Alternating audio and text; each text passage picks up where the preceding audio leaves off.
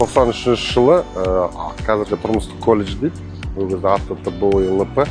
Сол фототехнолог, фотокорреспондент бөлімінде оқып жүргем 3-ші курста.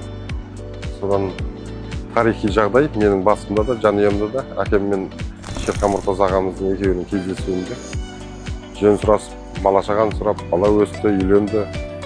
Фотографтың оқуын оқып жүр. Шер аға айтты, ол фотограф баланы маған жіберді.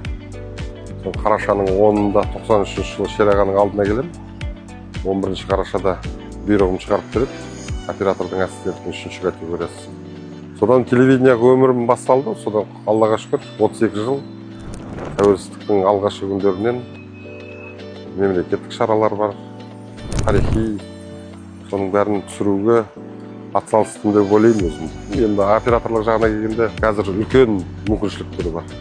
Түсіргеніңді қазір-ақ түсіріп, қазір-ақ эфирге беруге болады.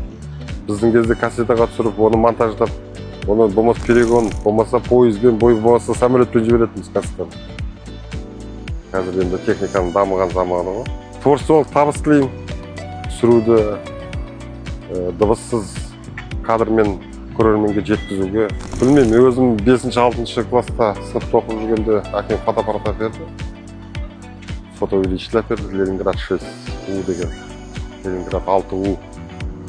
Сол сурет түсіріп, пионер лагеріне барып, 3 сезон бойы сурет түсіріп, сурет шығарып. Содан сурет түсіру менің өте жақсы көретін хоббиім. Өзіме ұнайтын маман. Жұмысқа демалуға келем.